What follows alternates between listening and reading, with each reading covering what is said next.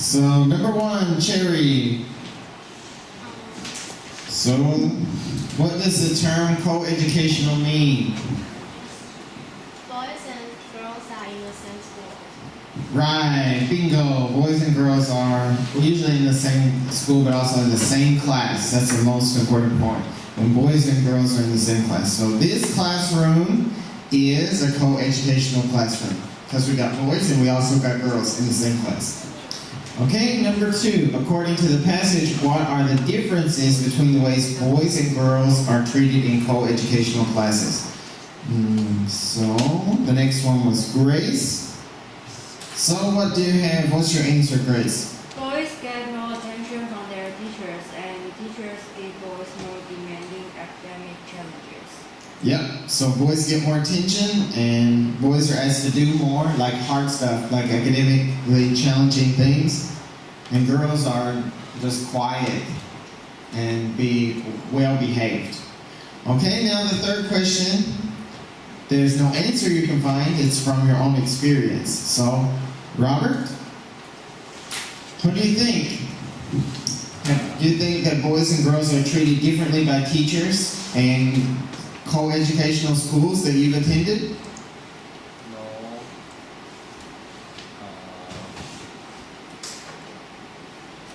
I have no idea.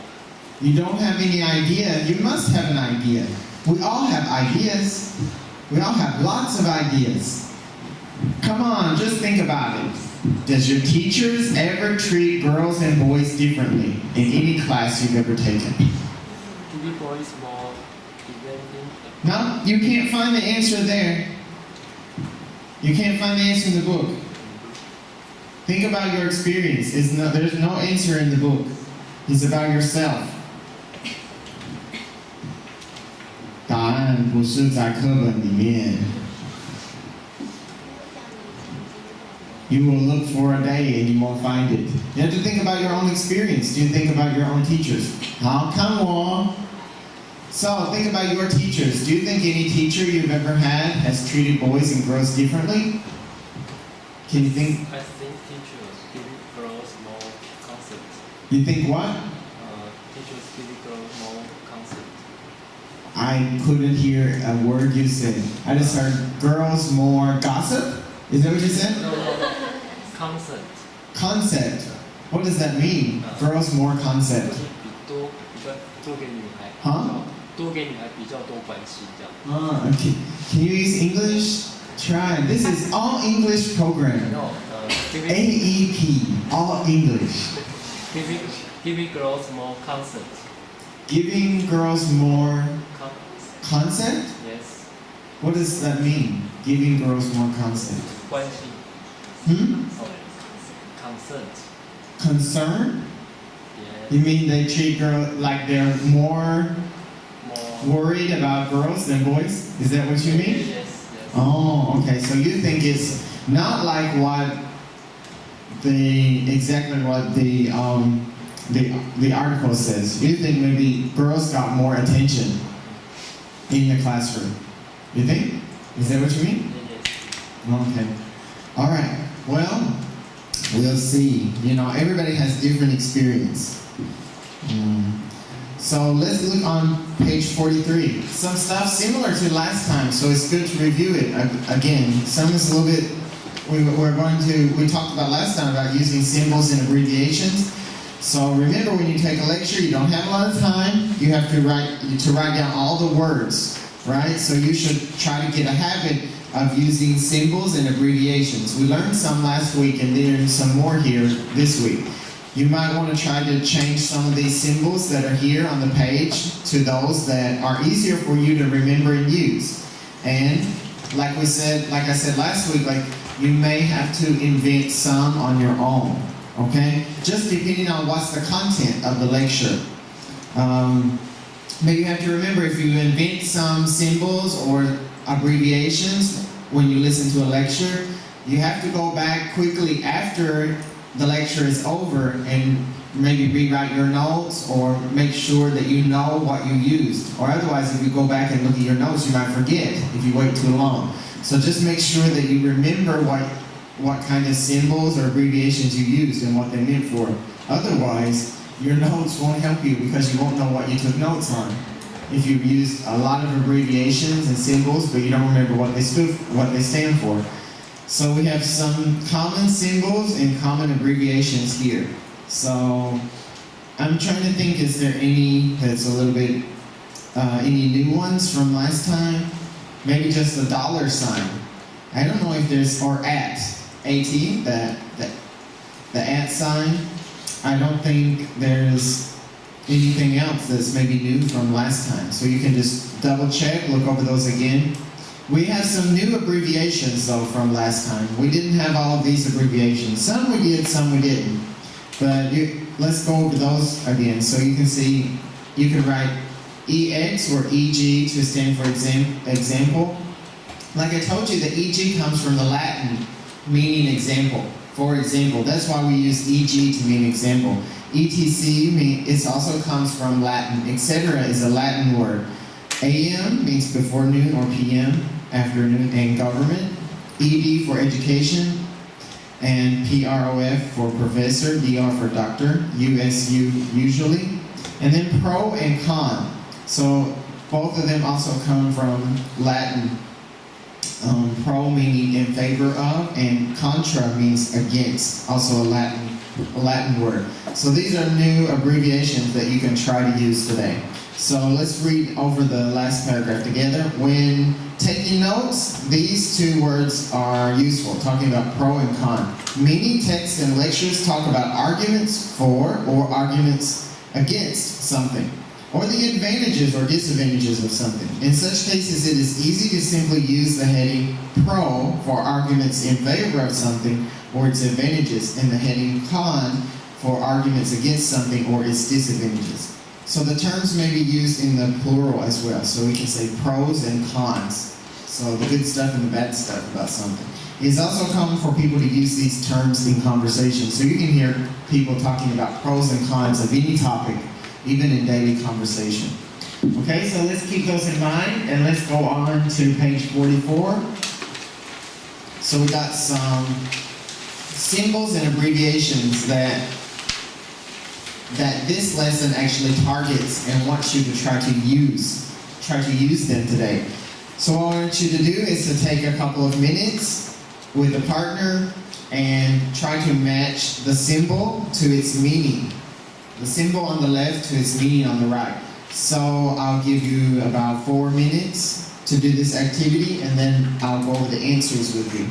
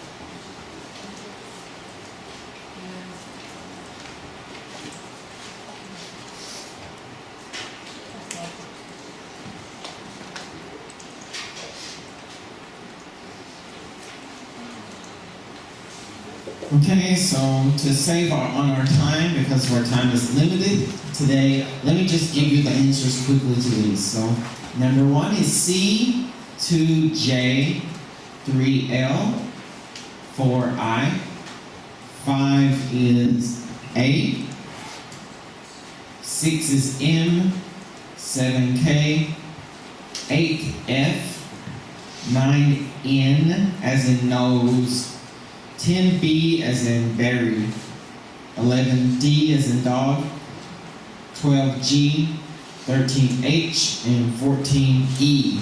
Okay? So what we're going to do now is, before our break, I'm going to play a short excerpt from the lecture.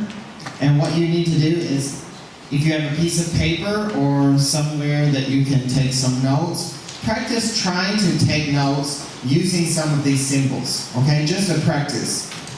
Try to take some notes using these symbols. I will play it twice for you, and then after I play it twice, you can have a break, and when we come back, then you can compare your notes with a partner.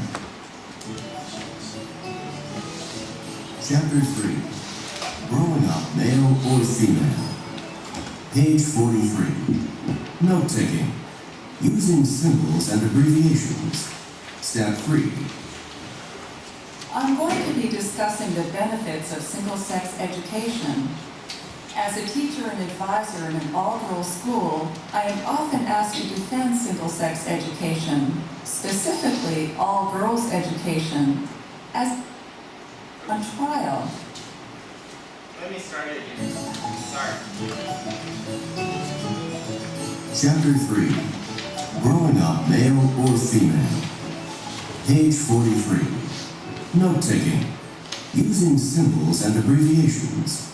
Step 3. I'm going to be discussing the benefits of single-sex education. As a teacher and advisor in an all-girls school, I am often asked to defend single-sex education, specifically all-girls education, as if girls' schools were on trial.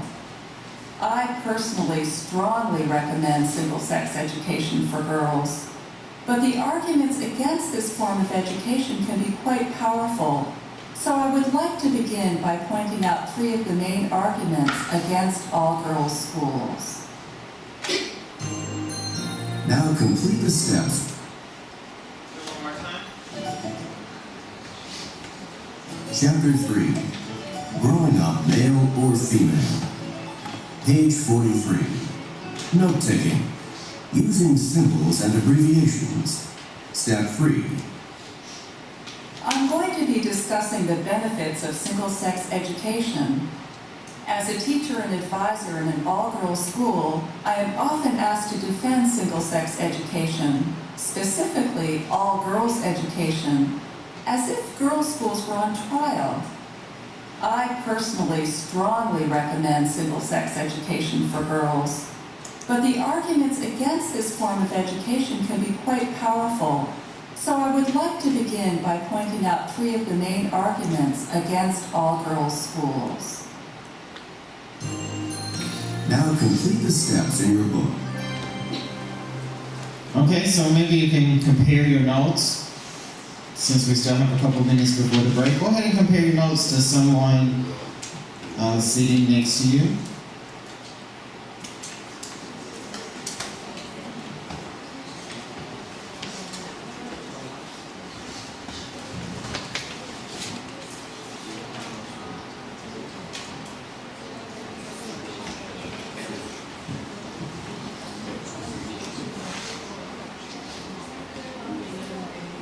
So she started out this little part of the introduction to her lecture by telling you what she's going to discuss. And she says she's going to discuss benefits of single-sex education. What are the pros, right? Pros of single-sex education. And she said because she is a teacher and advisor, we already knew that, at an all-girls school, people often asked her to defend single-sex education. If they ask her to defend single-sex education, that means they often go to her and say, can you say the pros about single-sex education? Can you tell me what are the benefits for girls to be educated in an all-girls school? And then she said, people usually ask her to defend it as if she's on trial. On trial means at a court, right? So it means when people come to her and ask her to defend single-sex education, they're not saying like, hey, can you tell me all of the good things about girls' schools? No, they go to her and they have a very negative opinion. And they say, okay, you say single-sex education is good, okay? How can it be good? Tell me. And they want her, so that's why she feels like she has to defend herself. So she said that she strongly recommended it. She strongly recommended single-sex education for girls. And she said, oh, but actually, there's a lot of people that are against single-sex education. And their reasons are very powerful, right? They're very powerful. So she thinks, then she said, okay, since there's a lot of people that have these very powerful reasons to be against single-sex education, she's going to start her lecture out by telling us what her 3 arguments are for single-sex education, okay? So the pros, she's going to tell us 3 main arguments, but we don't know what those are yet. So that's just the introduction to her lecture. Okay, so let's go ahead and have our break, and after our break, we will get into the vocabulary and we'll listen and see what does this professor have to say that's for single-sex education for girls. Okay, take a break.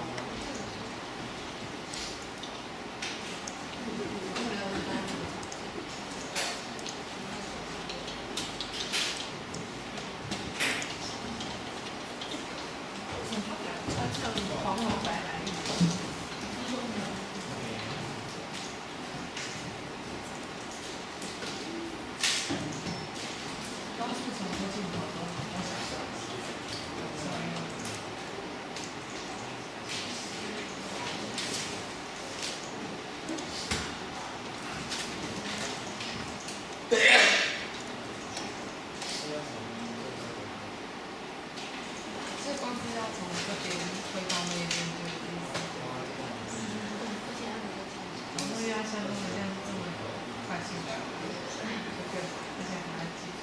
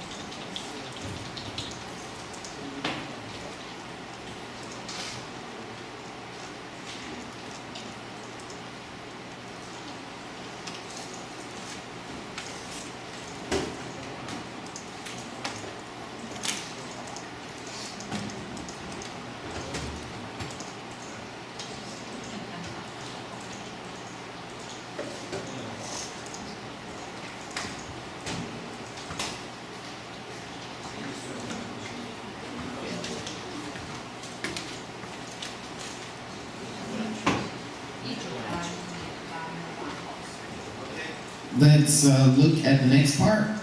So before we listen to the first part of the lecture, like we've done before, we'll look at some vocabulary that's going to be spoken in the lecture so that we make sure that we understand all those vocabulary words. So when the lecturer speaks, then it will be easier for us to take notes and understand them. So we have 7 vocabulary words at the bottom of page 44, and they appear within sentences that actually the lecturer will speak. So I want you to work with a partner and match those 7 vocabulary words to their meanings at the top of page 45.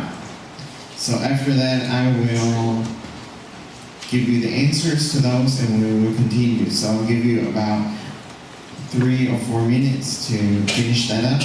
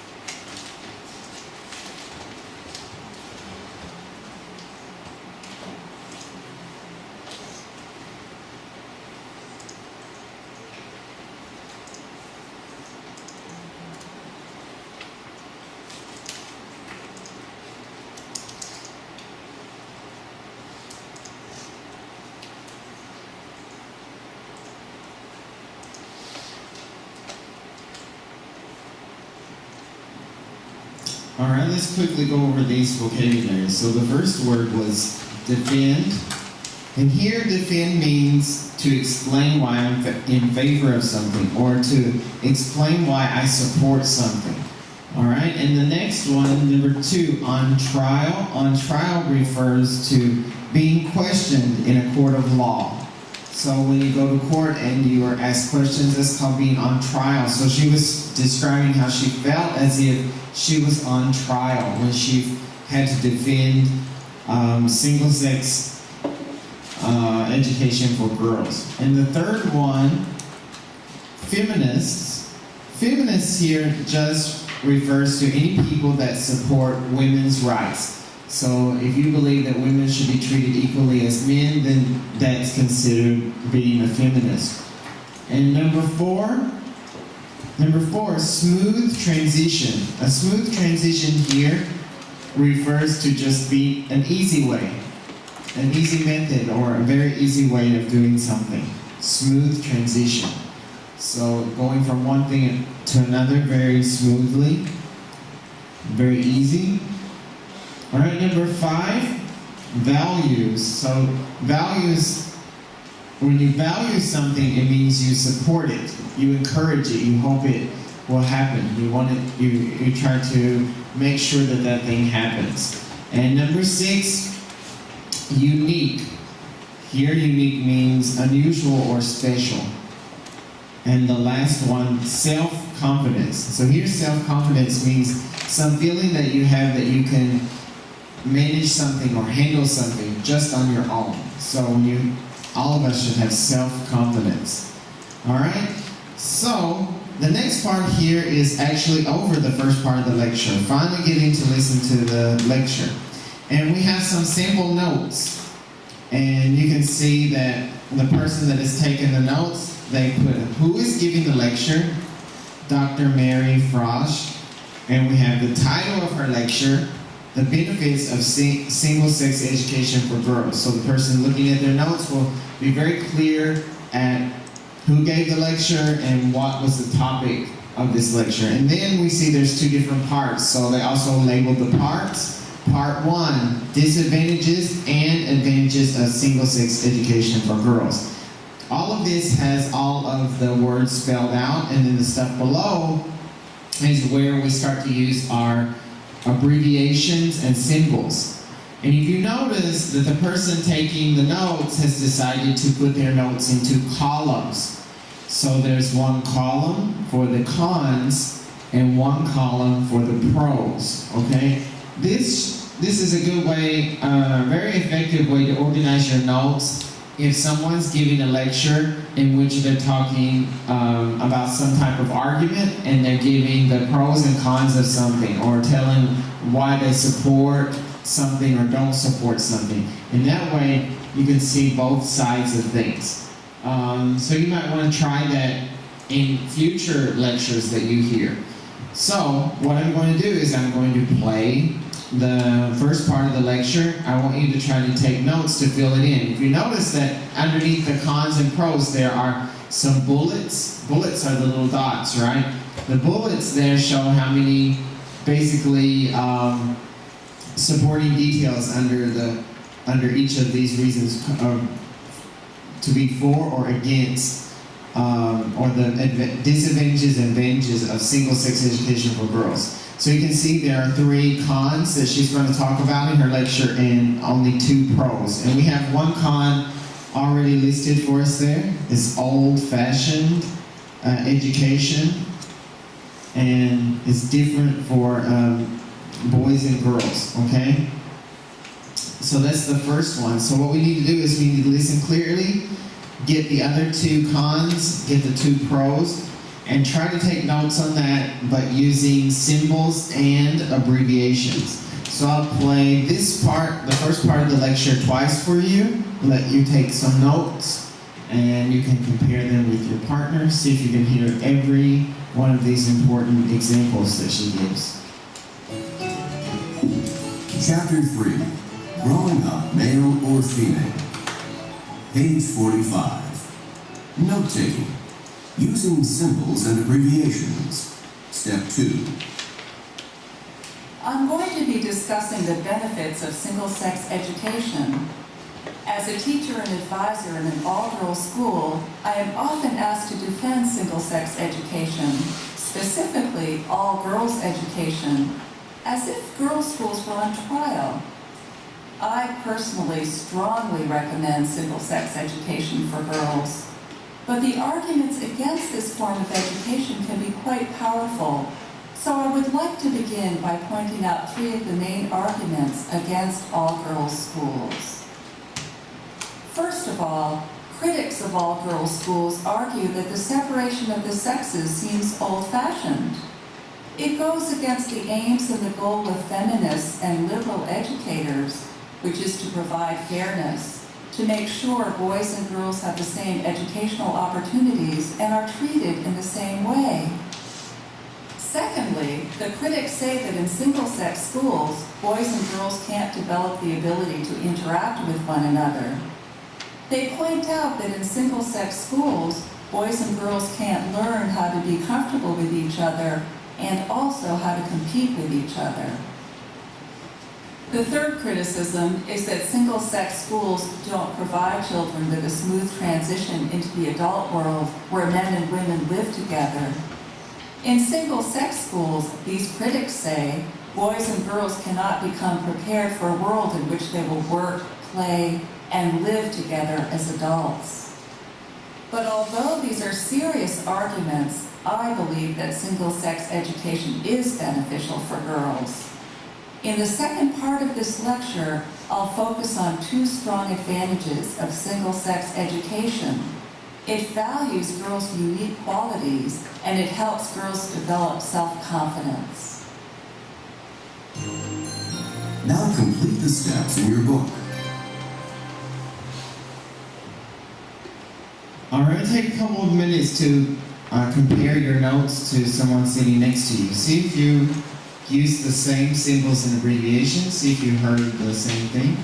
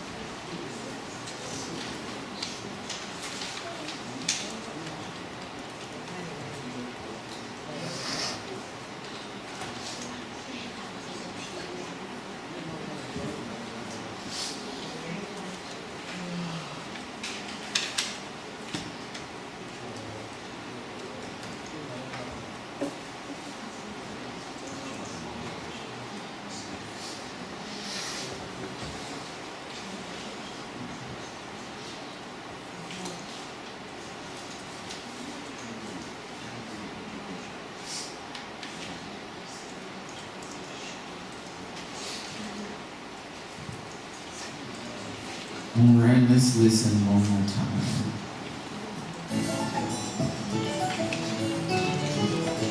Chapter 3. Growing Up, Male or Female. Page 45. Note-taking. Using symbols and abbreviations. Step 2. I'm going to be discussing the benefits of single-sex education. As a teacher and advisor in an all-girls school, I am often asked to defend single-sex education, specifically all-girls education, as if girls' schools were on trial. I personally strongly recommend single-sex education for girls, but the arguments against this form of education can be quite powerful. So I would like to begin by pointing out three of the main arguments against all-girls schools. First of all, critics of all-girls schools argue that the separation of the sexes seems old-fashioned. It goes against the aims and the goal of feminists and liberal educators, which is to provide fairness, to make sure boys and girls have the same educational opportunities and are treated in the same way. Secondly, the critics say that in single-sex schools, boys and girls can't develop the ability to interact with one another. They point out that in single-sex schools, boys and girls can't learn how to be comfortable with each other and also how to compete with each other.